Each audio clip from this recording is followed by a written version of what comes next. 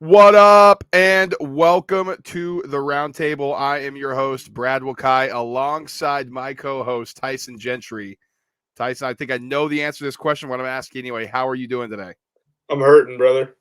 That one, I didn't feel good yesterday, but um, there's no but. I mean, they lost by 40 points to the team that had 12 less wins that gave up. We'll talk about it. Well, this is like going to be. Last week you had your Sixers thing. This week I got some. It's like a therapy session. Yeah, and for those of you who aren't aware what we're talking about, Tyson is a huge Suns fan, and they in Game Not, 7. I've I've been here too. I want to point that out. Last Yeah, night not a was worse than bandwagon. was worse than the 17 win seasons. Yeah, he's not a bandwagon Suns fan. Like he's been in it since like Nash and like earlier than those days. So, um, we thought we were going to get one back, and he was banged up and hurting after the finals performance and that, but this might have been a whole new low for Tyson as a Suns fan. That was a brutal Game 7. Yeah, that wasn't fun. Yeah, you want to just get into it? I guess how are you doing first? Yeah, I'm not too bad, man. It's the weather out here. It's like teasing us. Like it starts getting nice, and you're like, oh baby, here we go. We got summer, yada yada, and then now it was just dumping rain today. The Mets game got postponed. Like it's I'm just ready for some nice weather so I can get out and golf. That's why I'm wearing this collared shirt. So I'm It's trying to crazy get that get into it. I'm playing before you in Montana, and you're out there. I figured you'd get to start first. Yeah, but the other thing is too, you got to drive everywhere, so it's like, oh, Yeah, I just got my true. sticks in my car. I can just go hop in. I'm like, I got to plan this thing out, and I go like an hour and a half out of the city to hit some courses. Yeah, I'm on my way home. I'm like, I got a token in my pocket. Yeah, yeah, that's unfortunately not the case for us here. But enough of that, Tyson. They didn't want to hear us talk about our improving but fledgling golf games at the same Uh, time. They want to hear your opinion on the Suns. So, like the ticker says, if you're watching this on YouTube, Suns were extinguished, man. I mean, they were put out of their misery in that Game 7. Mavs just took to it was over in the first quarter. Brutal way to end the season, and a very successful season. I think that's what gets lost here, and I'll kind of give you my takeaway before we get into yours, Tyson. But I think what's going to get lost here is like, oh man, the Suns complete failure of a season. But I think if you look at it, coming off of what they did last year, going to the finals, to be clearly during the regular season, at times in the postseason, the best team head and shoulders above any team was a successful season. It was an impressive feat. I think they just ran out of gas. Like they were playing at a high level for such a long time that they just plateaued and they didn't have enough in that tank to dig through and find the next level. I think that was ultimately their demise. Whereas we always talk about it, especially in basketball, you got to be peaking at the right time. You got to be, everybody's going to be clicking on the same cylinder at the same time, feeling each other. You have confidence at the right time. Felt like the Suns, looking back on it as a full picture, that was somewhere in the middle of the season where they were plateauing, they were peaking, or where they were peaking. Now they just plateaued out. I think they ran out of gas. I think you saw that with Booker and Chris Paul. And then I think Ayton to some level was burnt out as well, which I know you'll have some thoughts on. But that's my takeaway from what we saw from the Suns. and I point to a date for it. It's April 1st. That's Chris Paul is back from injury. Full Phoenix Suns team, Memphis in their building without John Moran, and they lost by 30. And then they went and played the Thunder, and they got blown out by the Thunder. And it was like, oh, this isn't good, but it's meaningless. Who cares? Struggle with the Pelicans. Look off that whole series, even though they look like the Suns, I think, twice in the playoffs. I think there was round one against the Pelicans when they came out and beat them, and then game four um, against Dallas, or game five. Um,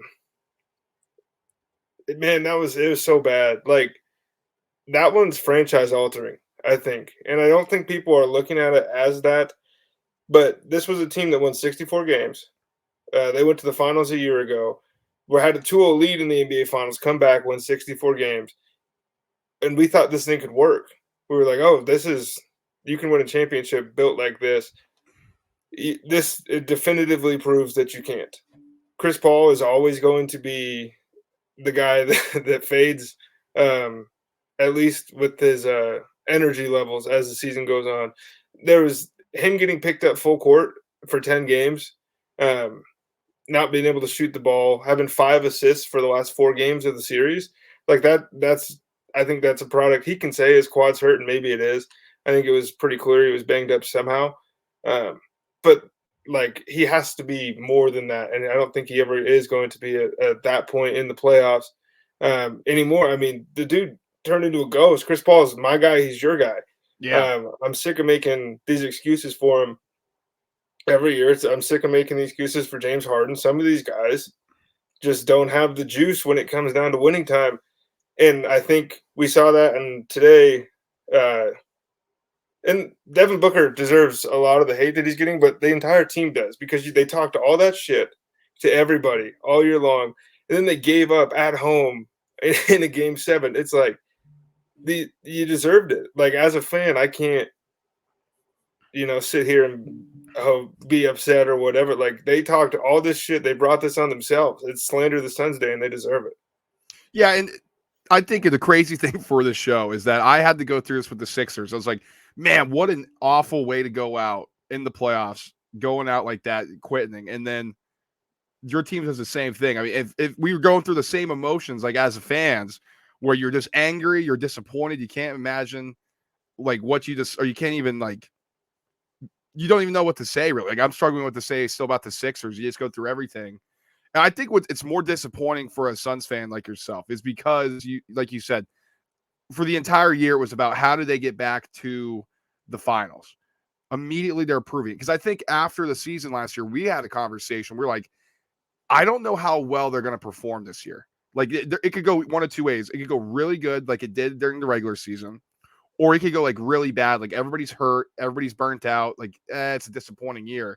Well, they flipped it up a notch or kept that same level they were at when they made the finals, and deservedly we're in that spot where you can talk all that shit, where you can be the front runner. See, And I don't think it's deserved. I think the entire team decided they were NBA champions. They haven't done shit, and like it's cool to win 64 games. It was an awesome regular season.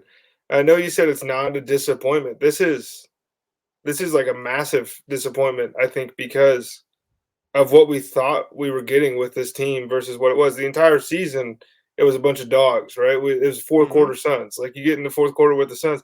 Game 7, every quarter should be treated like that fourth quarter. It was like these are the guys equipped to do this. This is the best clutch team in the history of the NBA, and they didn't show up from the jump. So if clutch time is within 5 points, there was 1 minute of clutch time in this game. Like it was away from them quick, and then they just said fuck it. They threw in the white flag. They had 27 points at halftime. Luka Doncic is playing a my career game. He has the same amount of points as the Suns. Like, I get it, right? You're getting messed up, but like, where's the pride? Where's like you talked all this shit to fold? Like, we go in on the Lakers for it. We went in on the Clippers for it. I think the Suns completely deserve it. Yeah, I guess I just mean like anytime you don't win a championship, I think you can look at like, oh, this is a failure. Anytime that you had the success that they had and you come up short as clear the best team in the regular season, dominating everybody, and you come up short, that's going to be a disappointment. I just look at it more so, can they run this thing back? Potentially. I know we're going to talk about it upcoming, but I think they just ran to a team like, I mean, the Mavericks, man, once they started figuring out in that Utah series, this buzzsaw was starting to build. And it just so happened that the Suns played their worst basketball at the time that the Mavs are playing their best basketball. And you know what? That's the sport. Like this happens. Now you can say, well, your best player is going to take care and you make sure it doesn't happen. At the end, there's only one champion at the end of the year every single year. Like, it's a disappointing thing, I think, for the Suns. It's a disappointing result. And like you said, this could be franchise altering, which we will get into. But I think to just come out and say this is a bad season for the Suns because they didn't win, I don't think so. I know you feel differently, but I think that may be a little bit of your fandom. I am proud that they won 64 games, but I'm not going to look back at this regular season as I'm not going to have fond memories. Like when I think back to the season, it's going to be Look, the Luka pick has haunted Suns fans and the organization as a whole since the day it was made. Like, since they took DeAndre Ayton number 1, it's been trying to talk yourself into this guy, and then for that dude to come into your building and have 27 points in the first half of a game 7, like, that's the memory. That's the memory. Yeah, and especially when we'll talk about them now. I mean, we'll talk about the Suns here. I mean, where do they go from here? Like you said, Luka Doncic comes in, puts on an absolute clinic and an absolute show on the road in the building and a franchise that should have taken him number 1. Meanwhile, unfortunately, I mean, like you said, the guy you're trying to talk yourself into, DeAndre Ayton, gets into an argument with the coach on the bench, plays 17 minutes, has 5 points and 4 rebounds. That's what hurts. Now, if he had a 2020 game and you guys lost, you're like, man, I've had to talk myself into that guy. Well, at least he was playing dominant. 5-4 for a guy who, before the series started, the head coach of Jason Kidd of the Mavericks said, man, we can't play small ball because DeAndre Ayton will kill us on the inside. After games 1 and 2, Jason Kidd was like, are you shitting me? We can play small ball. This guy's basically Rudy Gobert, just with a different name. DeAndre Ayton was not aggressive. DeAndre Ayton didn't attack in the interior. They did not punish the Mavericks at any point on the inside in this series. And there's a point in time where the Mavericks had more points in the paint than the Suns. So I think that's where it's disappointing. And so that brings up the question where the Suns go from here. Because you have an aging Chris Paul and you have a player in DeAndre Ayton who Monty Williams, Devin Booker, and Chris Paul have tried to get to play at the level they need him to for a few years now. Clearly, whether it's he doesn't have that much talent that they need him to, or he doesn't want to reach that level, that's the major questions around this franchise. I think that DeAndre Ayton wants to be the really good stat, bad team guy. I think he would be happier scoring, getting, twice the amount of touches that he gets, scoring 28 points a game, and grabbing 10 boards and having everybody look at him like he's a superstar. Because that's what he's wanted from day one. He walked into Phoenix, went to high school there, went to college there, and then gets drafted number 1, wants to be, the man. And I think living in Booker's shadow, I don't think he loves that all that much. But the thing you just said about him not being aggressive in this game, forcing his will in the paint, being aggressive on defense, you could substitute that out for like every game of his career with the exception of like 20. And we're in years 4 or whatever of this thing where it's like, oh, this guy could have a 40-20 game at any moment. But he hasn't. Oh, he could have a 30-20 game at any moment. He hasn't. And he hasn't because he can't. And it's not, people say, oh, Phoenix needs to feed him the ball more. They don't pass him the ball because the dude can't catch. And you pass him the ball at the free throw line, all he has to do is take one dribble, turn his back, and he gets his jump hook, and he's dribbling, facing up, and shooting a free throw line fadeaway jump shot. You're 7 feet tall, 260 pounds with a 40-inch vertical. Dunk on somebody. For him, he played this, and you want to say, oh, he only played 17 minutes in this game. He played the same minutes as Dwight Powell. He had the same stats as Dwight Powell. Is Dwight Powell worth the max contract? Obviously, DeAndre Ayton is leagues better than him, but in a game 7 must win, that's the production that you get. And he was the only one that gave a shit in game 6, but he averaged like 17 rebounds a game against the Mavericks in the regular season. I think he went over 10 twice in this series. Like, he just completely, whenever he's being outplayed, he quits. And I'm sick of, like, I try to talk myself into him being a defensive cornerstone. Jonas Valanciunas was having his way with him in the first round at times.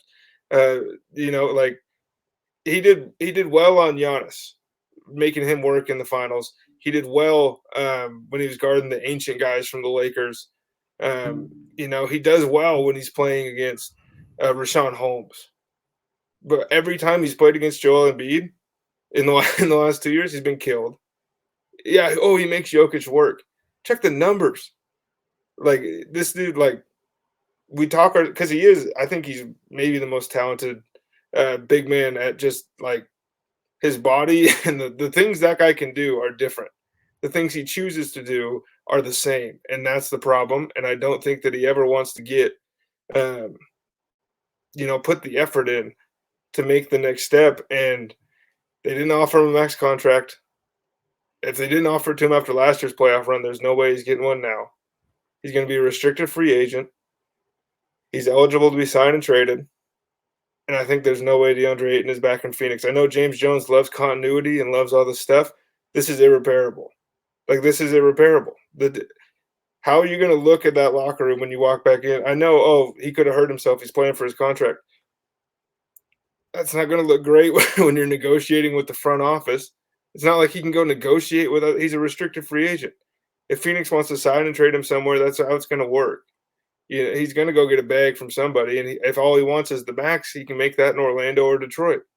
And I think that's what he wants.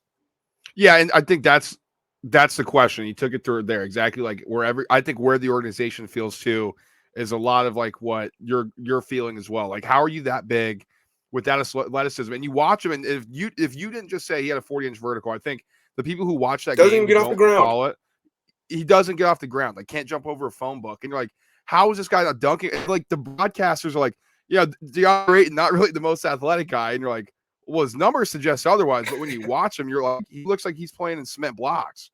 Like, crazy. Got out-rebounded by Luka in the series. Mm-hmm. He got taken into Luka. Luka took him into the post. Yeah. In Game 7. Set the tone, right? I mean, Phoenix was better with Bismack Biyombo in this series for most of, the must-win games than they were with DeAndre Ayton. Chris Paul is no longer number 2 on a championship team. And I just, I think that I don't think Devin Booker looks like the number 1 on a championship team. I don't think as much as, he's been compared to Kobe, I've never seen Kobe do that. I don't think, especially when you're especially established in the league too. Like, you can point early Kobe, but Devin Booker's established in this league now, and he wants to be considered a superstar. And I think at that level, when we started considering Kobe Bryant a superstar, you're right. I don't think he did things like this. And so Devin Booker, yeah, you're down by 30 points. Take 30 shots. I know he's getting blitzed on the double team. What do you think he needs to work on? Because he obviously improved his 3-point shooting. His facilitating was better this season, I believe, than last. I mean, there's something missing. I can't quite put my finger on it. Like maybe it's getting to the rim. It's the quickest first step to kind of like open up that mid-range game. But it does feel like something's missing with Booker's game. We saw it in the finals last year. We just now against the Mavs. It just felt like he's missing certain aspect that these great players in the league now have. Well, he got blitzed every time for the last 3 games in the series. They ran double teams at him, and he panicked. And I think that's the number one thing. They lost the NBA Finals last year because he panicked and spun into Drew Holiday, led to an and-one dunk, and they lose the game. Like, he can be too frantic, and when he gets blitzed on those double teams, I know that the joke from a couple of years ago has aged really poorly for Devin Booker. We're not doing this as pickup, but he still doesn't know how to deal with them. And I think the other thing missing from Devin Booker's game, it's weird to say, but when he was younger, because he's still 25 years old. I mean, we're talking about this guy like he can't get better. This guy's going to be right. He's going to be awesome. But when he came into the league, he was regarded as a checker, and he was going to shoot the ball. And now he doesn't. There's no angry book 30-shot games. Last year in the playoffs, we got him. He had a 40-point triple-double in Game 1 of the Western Conference Finals. Like, he was just too focused on getting everybody else involved. And I think that might be a little bit on Monty Williams as well. I know Monty just won Coach of the Year, but sometimes you have to be like, the Celtics are like, hey, Jason Tatum, go get a bucket. The Mavericks are like, Luka Doncic, go get a bucket. The Warriors are like, hey, Jordan Poole, Steph Curry, go get a bucket. Right? I mean, the Heat, you got Jimmy Butler. Every team left, and even the ones that just lost for the most part, have a, we got to get this right now guy. And if that guy's double teamed, they still find a way to get the shot off most of the time. And if they don't, they're at least making something happen. Booker has his back turned to half court, pivoting 3 times trying to find somebody. And then it's the center that came up to set a pick 35 feet away from the hoop. And that's bad offense, and that can't continue. And I think that's Phoenix's biggest need is all those other teams I just mentioned with the exception of the Mavs, but Luka's an exceptional passer, so I don't think that quite makes the same sense. But Jaylen Brown can get 30. Klay Thompson can light you up. Jordan Poole lights you up. The Heat have 4 guys that are liable to go for 25 points. Phoenix doesn't have that. And Cam Right. Johnson and Mikal Bridges can put the ball on the floor and do certain things, but Mikal was a massive disappointment in this series. DeAndre Ayton, we just said he's never getting you his own offense. He has to be fed the ball in the post. They have to have a second shot creator because Chris Paul is not that guy. I know he had that awesome game 6 against the Pelicans, and I think he's capable of doing things like that every once in a while. But Devin Booker needs somebody else that can do that night in and night out. And I think if you're like, man, Chris Paul's not the guy anymore. It's like, yeah, he's 38. Like, he shouldn't be. Like, it should be on Mikal Bridges. It should be on Cam Johnson. Like, you guys have been in the league for a while now. Like, it's time to start stepping up. And we saw it with Bridges in the Pelican series where he had those big games. It's like, you can't have those big games be like, man, Bridges is great, and then allow him to disappear in games like this and moments like this because he pretty much did it all series. Now, where do the Suns go from here? I think you're right. They're probably going to re-sign Ayton and sign and trade him because I think probably that locker room is done with him. I think Monty's done with him. So they're going to try to get an asset for him. I think it's got to be another big guy. And we've been talking about this. I mean, I think their dream is to get Domantas Sabonis. He's on the Kings now. We know the Kings are stupid. I think, honestly, you offer a package of Ayton and one of the wing players. I would hold on to Mikal if I can, but Cam Johnson, Ayton for Sabonis package. Are the Kings turning that down? I don't think that's good for the Suns. I don't think you have to add anything in that one. I think Cam Johnson's too valuable to give up in that trade for because I don't think know Sabonis, if the Kings are that stupid to do what they just saw. I'm saying maybe throw in a pick and campaign or something like that. But you can't if you get rid of Ayton and Cam Johnson for just Sabonis. I think that's going to make you worse. I think the pipe dream is somebody gets really unhappy this summer. And you have the most alluring trade piece on the market. I think the Suns will be really patient. And I mean, buckle up because we're getting some LeBron talk. I can tell you that much. Yeah, so Tyson wants LeBron. That's a big thing as well, and we'll see throughout the summer, right? I mean, now Jeannie Buss unhappy with the Lakers. It's like, okay, well, you put this together. Like, it's just all crap, and apparently Westbrook's going to stay there. And it's just a mess in LA, like it always is. We're supposed to just fall in love with that team because LeBron's there. So I don't know. I mean, you can want your boy on your team. That's fine, but no Sixers talk. I'm just saying we're gonna get the talk. I know that already. But honestly, I mean, like the Pascal Siakam trade was rumored a ton in the preseason, and Ayton just lost a ton of value. So it'd be interesting to see how that would work now. But I think somebody in that mold somebody who's going to give a shit would be nice, right? That would be step one.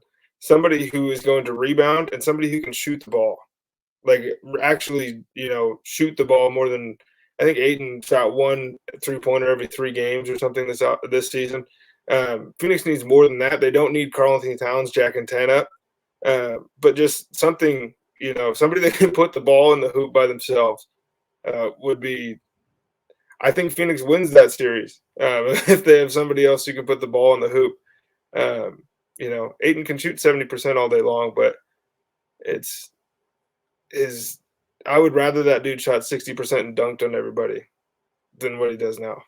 Yeah, I mean, we're gonna have more Suns talk as we go throughout this thing, but obviously a tough way to go out and tough way the Suns end the season. Another tough. Pretty exit was the other finals team, the one who won it, the Milwaukee Bucks, as they lost 2 games in a row after regaining home court advantage. Game 6, they lost it in a closeout game. Lost Game 7 back in Boston as Bucks eliminated Giannis going home. I think this surprised us, Tyson. We picked the Bucks to close the deal in Game 6. We had talked glowingly about Giannis Antetokounmpo. Obviously, rightfully so. I don't want to hear any. I don't want to hear any Giannis slander. I saw. Should have played better in Game 7. Whatever, dude. How many other guys are giving you 20 and 20 night in and night out?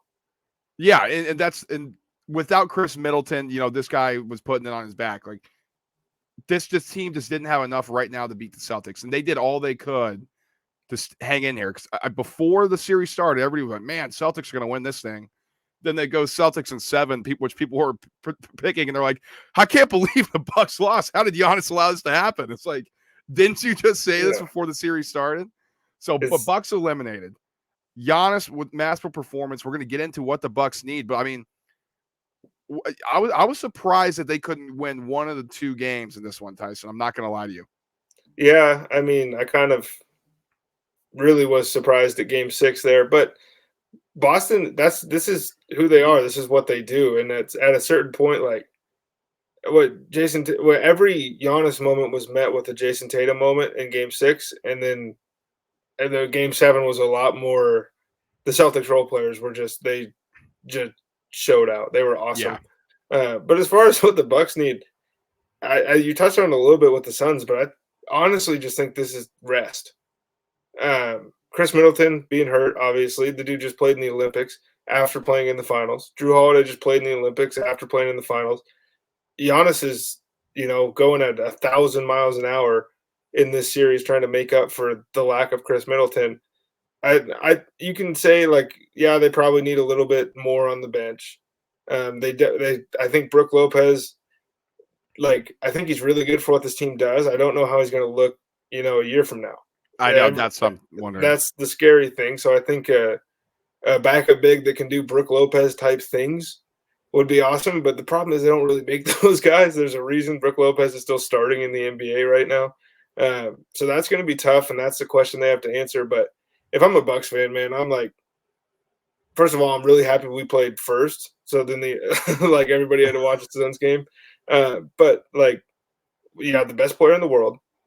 You have a really good supporting cast, and Jason Tatum had 50 points, 46 points or whatever, and then Peyton Pritchard and Grant Williams shot, 53s and made all of them. That's not exactly something that you're going to be like, man, the season was a waste, blah, blah, blah. I know they wanted to repeat, but I think they just lost to what was the best team in the NBA for the last, month and a half. So there's not a whole lot of things that need to be fixed. Yeah, I agree with that. I think if we're going to go, what do the Bucks need? They need somebody off the bench who can get a bucket at any time. Okay, Giannis is on the bench. Okay, we know our offense runs through him or Middleton. And without Middleton in the series, it's hard to really gauge where the Bucks would be at, because you're they're missing scoring. It's their second best scorer is on the bench. It hurt. He's out. But I honestly think going forward, they're going to need someone on that bench who can just come in and get buckets. Someone who is like a Lou Will, someone who's like a Jordan Jamal Clarkson. Crawford. Yeah, like a Jordan Clarkson. Okay, Giannis and Middleton are out of this game. Take the stress off, and somebody can just go erupt for 20. One of those type of guys that are in the league who are more than happy to just get up shots and don't play any defense. They're out there. I think the Bucks would be smart to get that. I think bringing back Connaughton and Grayson Allen's a good idea. You saw it where when the Bucks are right with those shooters spaced out around Giannis, it's a really hard thing to stop. And Grayson Allen and Connaughton have size on defense, so it's not like you're missing much where you had a Kyle Korver or a JJ Redick where yeah, we may hit a 3, we may space this thing out, but on the other end, they're just going to get attacked every single time. So I think the Bucks still have a really good makeup and roster construction as it is. I think my biggest thing for the Bucks, what they need to get is that lethal one-on-one, go get a bucket guy to come off the bench and really help Giannis and Middleton rest during the game. Yeah, I would agree with that. I just I don't there's not a whole lot that needs to be done. Milwaukee is good. They're going to be good. Every other super team in the NBA, outside of Golden State, has problems. Nobody gets along with each other. These guys are all best friends. They're hanging out. It's it's sunny over in Milwaukee still. Yeah, you lost. You're going into next year with Giannis. You're going to have a shot regardless.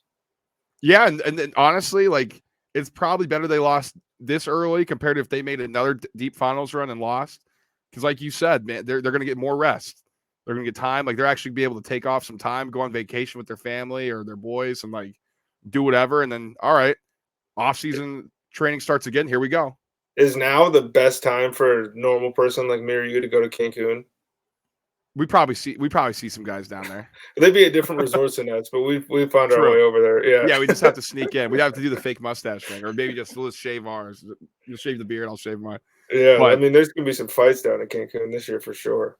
well, if Beverly goes anywhere, he's gonna get his ass kicked for what he just pulled on ESPN. Jeez, unbelievable. That poor guy. Imagine how you have that much hate in your heart.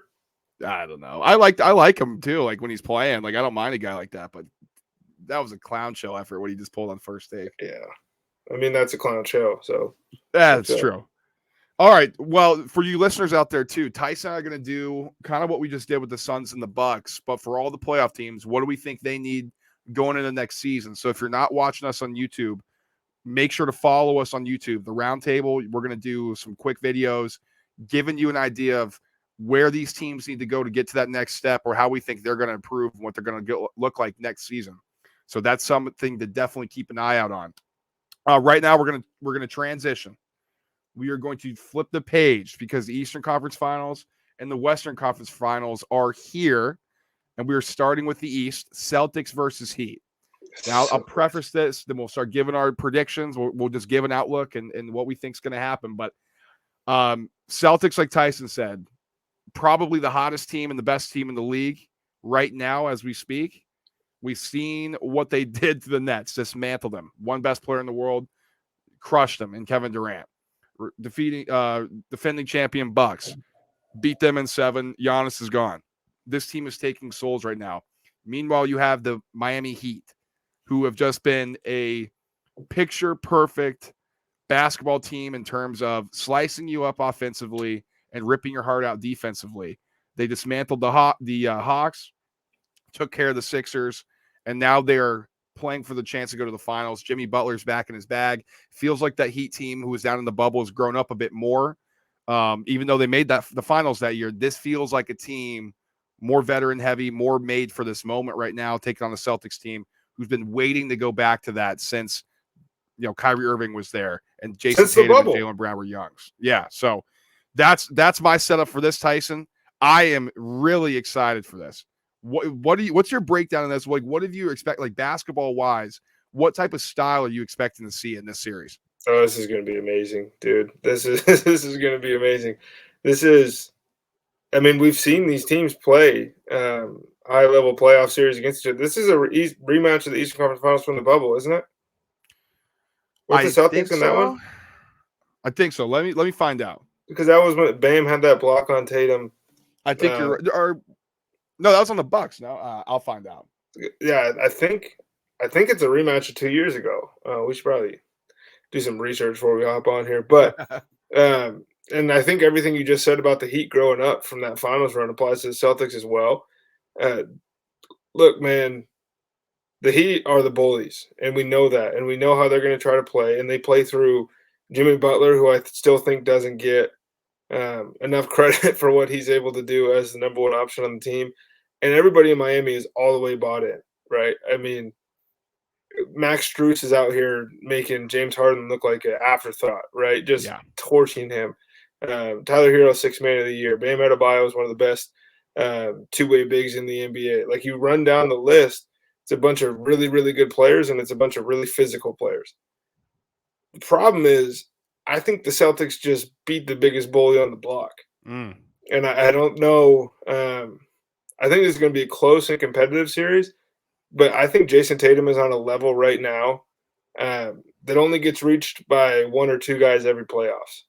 And I think he's his bag right now in a way that I don't know if Miami can compete with.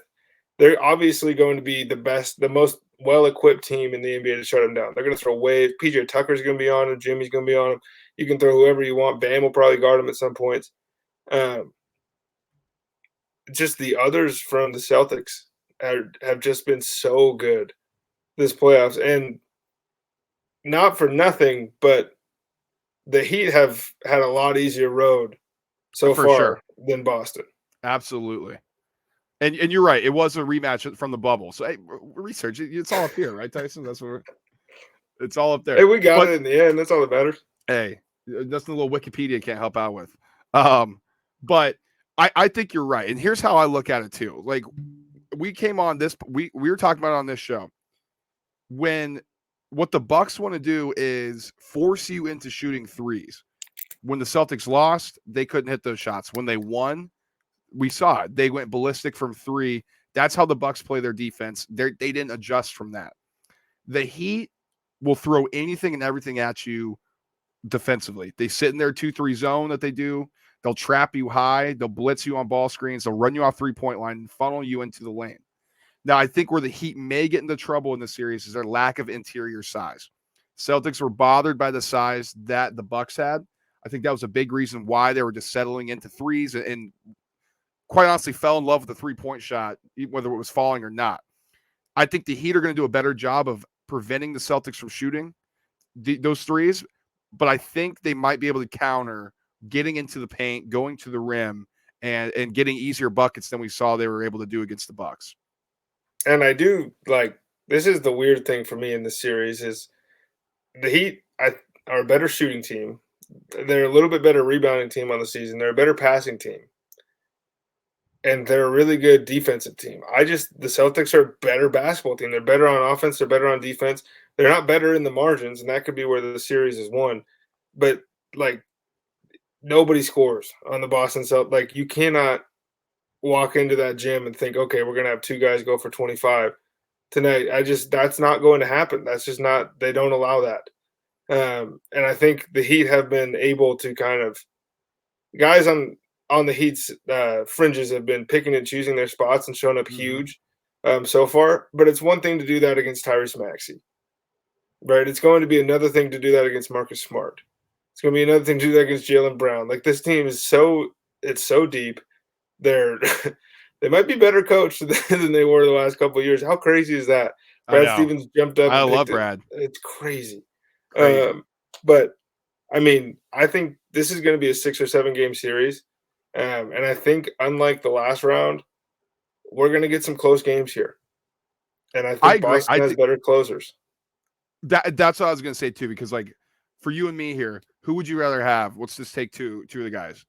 Tatum and Brown or Jimmy and Adebayo? I think I'm taking Tatum and Brown over every other duo left in the playoffs. I think so, too. And we love Luka, but Brunson. That's crazy because there's still Steph and Clay are chilling there, but I'm taking. But I take Steph and Poole right now over Clay, which is crazy. And I think you're right. He's back. Yeah, exactly. But I think you're right, man. I mean, because you're like, oh, well, Tatum can score, and Brown can, he's good. Like, they're great all around players. Like, Brown's a better defender than Tatum. Tatum's a better scorer than Brown, but they're both very serviceable on either end. Adebayo, man, he still struggled to have a whole bag offensively. Like, we know what he does. He does the dirty work. He's a good defender when he switches. He's very versatile. But I think the problem is they're just not going to have a guy they can throw it down to on the block and say, go to work. And we saw Giannis, man. I mean, they don't have a guy there in Miami that's just, all right, I can just go downhill and I'm going to get a bucket anytime. That could be Jimmy, but the perimeter defense of the Celtics, that might slow him down. And we'd be like, man, remember what he did against Philly? It's like, yeah, but they're not playing Philly. They're playing the Boston Celtics who have an elite perimeter defense. So I think that would be a concern of mine if I'm a Heat fan. How do our offensive players kind of penetrate this defensive mastery and wizardry that the Celtics have provided all season? And I think there's a elephant in the room here for Miami, the giant offseason deal to go get that second guy, right? Yep. The Kyle Lowry deal. And if there ever was a time, Kyle Lowry's, he's Kyle Lowry and he's really good. But this is when Miami needs him the most. Because look, man, the fun part is overs are going to hit like crazy on these role players from both these teams. These guys are ready for the moment in a way that, when a team is championship ready, when everybody else is stepping up and hitting their shots, and both these teams are championship ready. You have a prediction? It feels like I know what it is, but I want you to say it. I think I'm going to go Celtics in 6. Celtics in 6. I think Boston's the best team left. I think Miami's been able to figure out everybody they played against, but like the ghost of James Harden when you win 2 games, right? I mean, it's not the same guys that you're going up against, and I know Embiid was pretty huge in one of those, but like it was still a guy with a broken face and a concussion. It's not that like I think Miami's a little slower. Um, I think Miami might be a little tougher, but I think Boston's going to make it rain 3 times, and then grind out one in Miami. I have the Celtics in 7. I'm thinking about it. I'm trying to convince myself how the Heat can win this series. How we're talking about describing this is like Boston has those guys who can just go get a bucket anytime, and then multiple guys, whereas the Heat just have one, and it's Jimmy Butler. How much does he get worn down from having to guard Tatum and Brown to having to create everything on offense? I think in the long run, Celtics, I think you're right. They're the better team here. I'm going to take them in 7 just because I think it's going to be a really good series. I think they're going to win this one. Okay, Western Conference Finals now. Warriors back here after it seems like they've taken a little hiatus, but they're back. I mean, their addition of Jordan Poole, his emergence. Andrew Wiggins been a big time addition to what this franchise is needed. Obviously, you got Klay Thompson back healthy. He gives you an extra added element. Now they're taking on the Mavericks team, and Luka Doncic, basically the prodigy. It's his time right now. He's been taking over this playoffs, proving how good he really is. And we've heard about him, Hoopheads, from over in Europe. He comes to America. It's had great statistics. Boom, he's back on the map with this team. It's kind of a ragtag bunch. Jalen Brunson, that's their second guy. Spencer Dinwiddie, who's been passed around by multiple NBA teams at this point now, was once pretty promising. Reggie Bullock, sharpshooter, passed around. Dorian Finney-Smith, undrafted. Ragtag group who's improved their defense, rode Luka and their other role players, the others, to this spot in the Western Conference Finals to face the royalty of the West for a long time, the Warriors. I'm excited for this one. I'm curious who you're going to be rooting for, if it's going to be against the Mavs or not, but I know you love hit them Luka. both. Yeah, right? So I'm curious where Tyson's going with this. I mean, I think this is going to be a really good contrast of styles. First of all, I think Golden State has, I think the most ball, maybe outside of Miami. Miami moves the ball like crazy. I don't have the numbers in front of me, but Golden State, they're running, they're moving the ball like crazy. The Mavs are pounding the clock out. Luka's getting over half court with 16 seconds left, picking and choosing his spots. And it's really going to be who can impress that will to play at that pace on the other team, because the Mavs are not a good transition team. But the issue, I think, for Dallas is that Golden State's still a good half-court basketball team. They still run their sets really well, and they seem to always find an open shot. And Dallas is going crazy right now, and they're making everything. But I think a lot of that was facilitated by how bad Phoenix and Utah were on defense. I mean, these guys that didn't have a body, 6 feet in a 6-foot radius for the last 2 rounds catching a pass. And I don't think that's going to be the case with the Warriors. They're getting Iguodala back probably in game 2. Otto Porter's going to be back in game 1. He missed the last couple games. And I just think Golden State's going to be fired up to be here. It almost feels like if the Mavs win this, it's like a full circle from the We Believe days, where I know it's not the same thing, but you're going to be hard pressed to find, somebody really, really believing outside of Texas that Dallas can do this and win the whole thing. And I think you would have been really hard pressed a round ago to find anybody outside of Texas that Dallas could do this and win the whole thing. That number's grown for sure. But I think Dallas is still being disrespected. I think it lost in the shit on the Suns deal was that Dallas was really good. Yeah, really good. They played out of their minds. I mean, and you can't even say that because they were the second best team win wise in the second half of the season. There's a 52 win team with, is he the best player in the playoffs? Maybe him or Giannis at this point, maybe Tatum. Yeah. But he's Butler as well. Yeah. He's in the conversation. Yeah. And if he's just going to score 35 points and have 12 rebounds a game, then Spencer Dinwiddie can have those games, and Jalen Brunson can have those games. And I don't think like Draymond Green's going to talk a lot, and that's going to be fun to watch because I think that's who Luka is going to end up finding himself. See, I think he would smoke Draymond Green. I think so too, and that's the thing. I think Like that's a bad decision for the it's, Warriors. but Draymond's going to take the challenge, and I think that they might be wise to hunt Draymond Green and try to foul him out of the game because I Luka's going think to get that's to the he's going to cook him. He's going to cook I everybody. think so too. Like I think if you're the Warriors, I think you put Wiggins on Doncic. Because it's not like whatever Wiggins gives you on offense is a plus. It's not like you need that offense. It's not like you're like, okay, Steph, go guard Luka, and then we're going to need you to drop 30. It's like, well, that's pretty hard. That's going to be really hard for Steph. I think Draymond Green, if he's like in foul trouble, that really hurts that offense. He's going to get hunted, and they should get hunted, and we know Luka, he's going to. And he's going to hunt Steph, and he's going to hunt Draymond. I might think Steph might be able to make up for a lot of, unlike Chris Paul and Devin Booker in the last series, I think Steph can make up for a lot of what Luka is going to do to you. And I think that's the difference because then you have a Jordan Poole there. And I know he wasn't super consistent against the Grizzlies. The Mavericks are not the Grizzlies on the defensive end. And I think like, I think the Warriors might get enough from everybody else. And that it feels bad. I know I shit on the Mavs last pod. I hate them. And I hate them even more today. But I still feel like, all the comments, Luka's awesome, but everybody else is like, it feels like when Tyson Chandler was Defensive Player of the Year a little bit, it's like, how the fuck is this happening?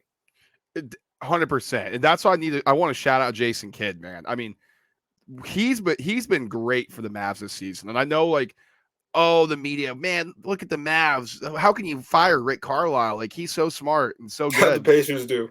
Yeah, how'd the Pacers do? Oh, Jason Kidd? Are you kidding? That's your hire? It's like, or like that might be a good fit here because Jason Kidd could coach Luka and he's been a leader. And yeah, he had a bad time with the Nets. I didn't think he was terrible with the Bucks. Giannis loved him. It just didn't work out there. He sat his time as a lead assistant for the Lakers, helped them win a championship. This was the clear next progression. He's like, holy shit, I get to coach this guy. I think it's a pretty good opportunity.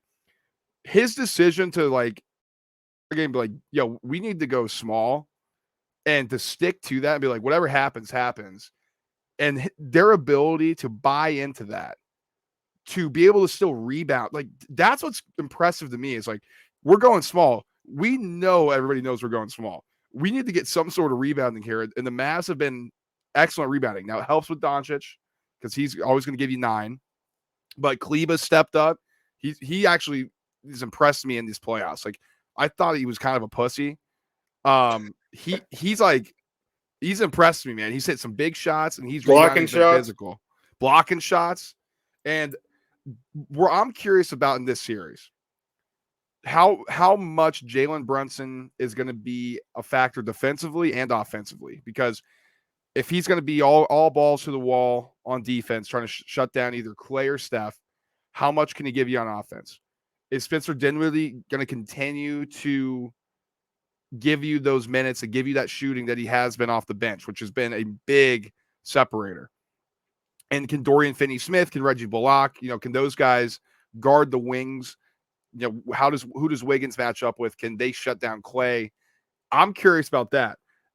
We already talked about like how do you think the Warriors going to match up against the Mavericks defensively? I'm curious what the Mavs do in this one. I think it's probably better that the Warriors play small. Like this is going to be, I think, a tiny series. Like we're barely going to see Kayvon Looney. I don't know how much of anybody over 7 feet we're going to see in this one. So it's definitely a contrasting thing of styles here.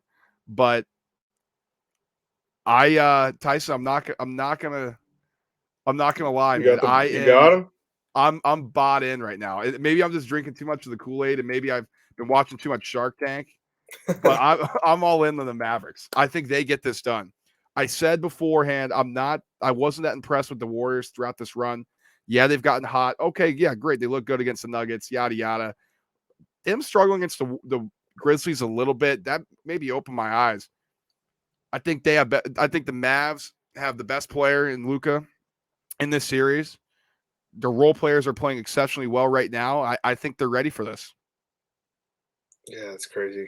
How many games? I'm gonna go Mavs in 7.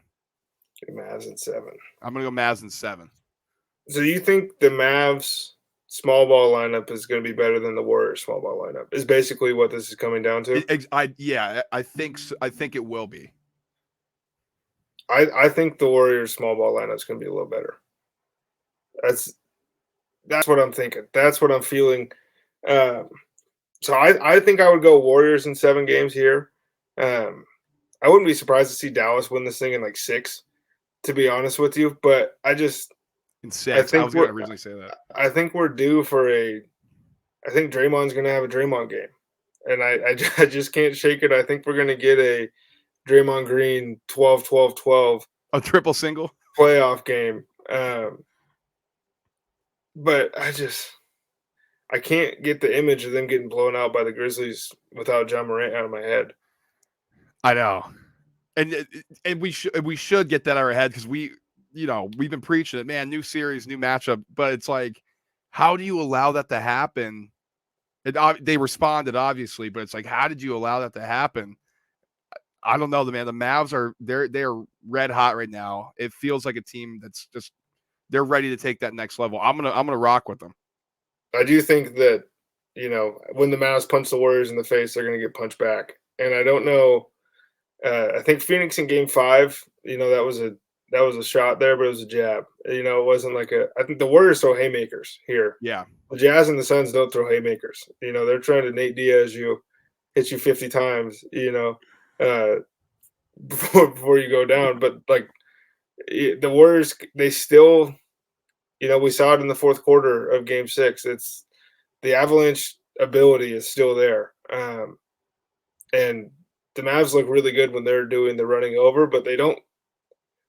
I don't know, man. This is gonna be so close. I'm excited. I'm going Dubs, man. Fuck the Mavs. Yeah, you're going. You got. I was gonna say you can't be shitting on the Mavs and be like, I'm rooting for them now. So you got to go Warriors. Oh, I'm always gonna root for I've been saying it since the dude came in the league, man. Luka is. I called him the best player in the league last year. Yeah, true. This guy he's insane, man. And I do think if it goes 7, best player in the world, best player in the gym at least. All right. Well, that's going to conclude it. That's our preview. Obviously, as we go throughout this series, we'll be looking like fools because we're wrong about the Bucks. We're wrong about the Suns. But that's our Eastern Conference, Western Conference breakdowns. Hopefully, Celtics make us look good. But right now, Tyson, we're ready. We're ready for some money making time, baby. We're going to make you guys some money out there. We got picks. I have one in the game tomorrow in the first game of Heat Celtics, as well as the first one, Warriors Mavs. I also got some picks on the ice as we continue to get closer to the Stanley Cup playoff and the Stanley Cup finals. Also, PGA Championship golf second major this weekend, starting Thursday. Tyson may have a little pick for you there, as well as the Preakness, our second leg in the Triple Crown. I have a horse I'm going to be riding. I'll give you a couple other names out as well. But I'll start right now, Tyson. That was a funny way to phrase that one. I'll start right now with the game happening tomorrow. Jockeying this weekend, huh? I'm jockeying this weekend. But I'll start tomorrow. Heat versus Celtics here, courtesy of FanDuel Sportsbook. I'm going to be on the Heat -1.5. And, you just picked the Celtics. Yeah, but that doesn't mean I don't think the Heat's are going to win games here.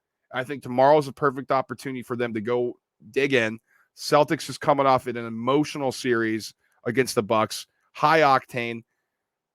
You're telling me that the Celtics on a neutral is that much better than the Heat, a couple points better? I think the Heat are going to win this game tomorrow by a couple buckets. Celtics are going to have to ease into this one. Maybe they'll take this game off. They'll go to game 2 like, okay, we got our legs underneath us. Let's feel our way out in this series. Tyson, do you have a pick for the Heat Celtics game tomorrow? I actually think the Heat are going to win as well. More time off, be prepared. One of the best coaches in the world. You'd be kidding yourself if you think Eric Spoelstra hasn't figured out something the Celtics haven't seen yet. And I think they put that on display. I did think it'll be close, but yeah, I agree with you. I think it'll be 4 or more points. Now on Wednesday, Dallas goes on the road into Golden State. Point spread is 5. I'm going to lay it with the Warriors here. I'm going to lay the -5 here. Kind of the same thing. But Dallas coming off of that Game 7 high octane game. Now I know they probably had a little bit more rest because it was such a blowout. But Warriors, they had a little bit more time off. I think they've been here. They've been here before. They know what to expect. Don't think they're going to get shied away by the flashing lights, but kind of by the stakes here. Again, similarly, I think the Mavs will ease into this, but I'm going to lay it with the Warriors in Game 1. Do you have a pick in this one, Tyson? Yeah, I'm actually the Mavs +5. Okay. I don't know if they're going to win the game, but I think they're going to come out firing. I don't like we see this in the NCAA tournament all the time, and it's hard to compare, obviously. But sometimes when guys, start shooting 60% from 3, the hoop looks really big, and it doesn't matter where you're at, who's closing out, what's going on. I think the Warriors still can get it done, but I think the Mavs at least keep it close, and I wouldn't be surprised to see them go in there and steal Game 1. All right, some quickly. Is it stealing? Would it be stealing? If the Mavs won that game? Yeah, you think they'd be that crazy? So. You think it'd be that crazy? Steal. I'd be shocked. I'd be like, holy smokes, they're going to sweep. But that's just my Philly craziness. All right, quickly on the ice here before Tyson gives out some golf picks. Tomorrow, we have the Lightning taking on the Florida Panthers. I'm going to take the Panthers money line. I think they're the better team here. Lightning just won 2 in a row. One in Game 7, had to go to Toronto. Coming back down to Florida. Florida's been good. They escaped the series against the Capitals. I think that was a big monkey off their back for them. I like them to have a big Game 1 and respond here. They haven't been playing well at home. I like them tomorrow to get that done against the Lightning. Also, late game Tuesday, Blues at the Avalanche. Avalanche swept the Predators. They've been off for what feels like a week and a half. I'm a little worried about the rust here, but I'm going to take a chance on the Avs. They're really good, really fast. They've had time to rest. I'm going to go -1.5 at +108 to get some plus money there. Just take a shot. I just think they're going to – I don't know how good the Blues are. They're in a pretty tight series with the Wild. I like the Avs. And then on Wednesday, Hurricanes, I'm going to lay it -162 at home against the Rangers. Rangers in Game 7, they came back from a 3-1 deficit against the Penguins. Hurricanes are the better team here. Rangers are young and inexperienced. I think the Hurricanes get off to a good start. Those are my hockey picks. Tyson, you going to go take us through the course here? I got it. So we got oh, geez Louise, where did it go? My fault. We got the PGA Championship this weekend, which is it's kind of crazy how fast these things start going once, it's like golf season's here, then it's like, oh shit, we're getting close to the halfway point. I got a couple picks here on this one. I'll start with the long shot, Max Homa, plus 5,500 there. I think Max has been playing some awesome golf, and he's one of those guys where he's almost getting into Ricky Fowler territory for me, where every single tournament that he goes into, remember when Ricky was like, everyone, it was like, oh, he's got a shot this week. Yeah. And that's how I feel with Max Homa. And, he's a guy that might miss the cut. But this dude plays really well when the lights are brightest. And then Jordan Spieth would be the one that I think is actually, has a real shot to win the tournament, plus 1,600. I don't know if there's been a better golfer in the world in the last month than Jordan Spieth. This dude is playing really well. It looks like he found himself. Swing is back. His confidence is back. He stumbled a bit at the finish line here the last couple events, the big ones, but I just have a feeling that he gets it done. I'll throw some names out here as well. I'm going to be holding the ticket on my boy Colin Morikawa, plus 1,900. I actually think that's pretty mispriced. I think it's a little too low, but I like him. He hasn't had a great season so far. This may be a nice turnaround for him. Obviously, the big name here, Scotty Scheffler, at plus 1,200. That's going to be a tough one not to hold. I don't know if I'm going to hold it again. Obviously, our boy Tiger at plus 7,500. We're always going to hold a ticket on him. But Brooks Koepka at 4,100. I know he hasn't been healthy, but that's a crazy price for the big game hunter. I mean, come on. At least hold something on a Brooksy ticket. And I don't want to do this to myself again. Dude. But I'm going to hold the Will Zalatoris plus 3,200. He hasn't won one on tour, but he's been so close. I think I'm going to hold one here, hope for the best. He didn't have a great Byron Nelson just now, but maybe he's building into that at the PGA. But I will definitely be holding a Colin, a Will Zalatoris, and a Brooks Koepka ticket. Yeah, we'll get our Tiger tickets too. But I mean, at that point, like if you're gonna go 7,500, like I might rather have like Billy Horschel at plus 9,000. Yeah, I mean, I don't know. It's Billy Horschel. Good God, I haven't heard that name for forever. I do have one random one to throw in here. I think Julio Rodriguez from the Mariners, American League Rookie of the Year. I think the hype's building. Right now, he's only hitting 264. And he's striking out a decent amount, but I think the narrative is flipped. Gary Pena is the favorite right now, and he's having a great season. But he's, coming up out of a slump a little bit, whereas Rodriguez has kind of taken the ball by the horns over the last few weeks and is playing really well. And I think that the national media is going to catch on here. It's going to be hard to give another Astros award because if Verlander wins the Cy Young, and then it's just like enough with these guys.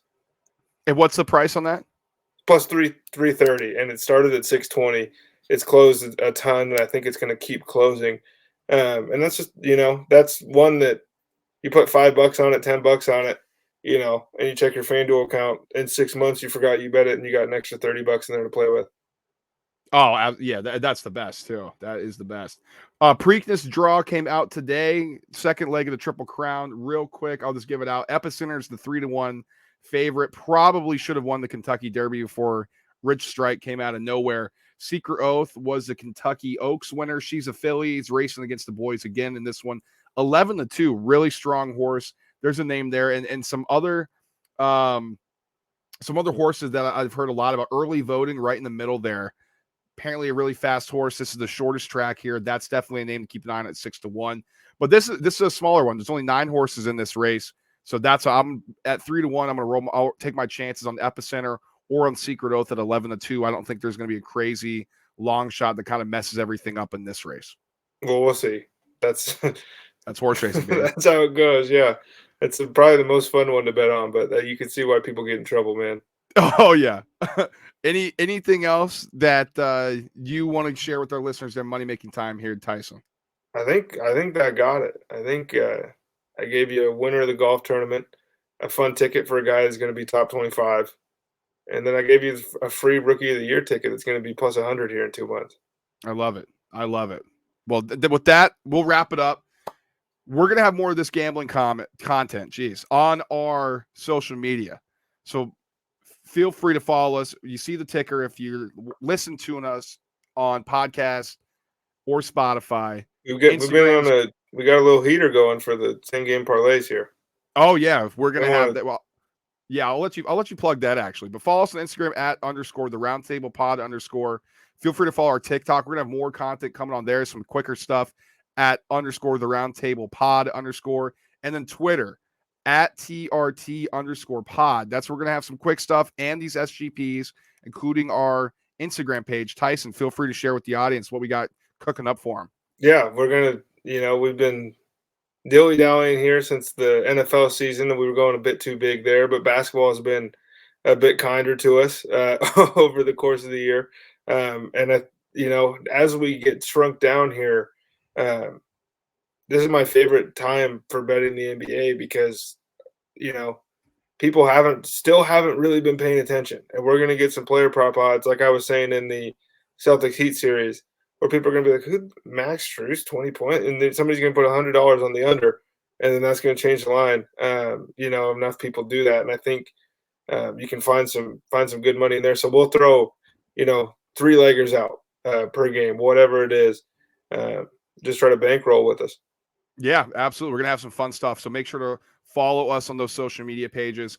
And in the meantime, like our podcast, whether it's on YouTube, Apple, Spotify. We really appreciate that. Obviously, subscribe. So when something new pops out, you're going to be the first one to see it so that these gambling conversations actually make sense. You're not like, oh, shit, I should have listened to it earlier when Tyson's giving you out all these winners. And then make pound sure to the bell, comment, ring the, come on, turn on notification. And then make sure to share it with your friends as well. We really appreciate the support you guys give us. Always, always, always appreciate it. This was an early one in the week.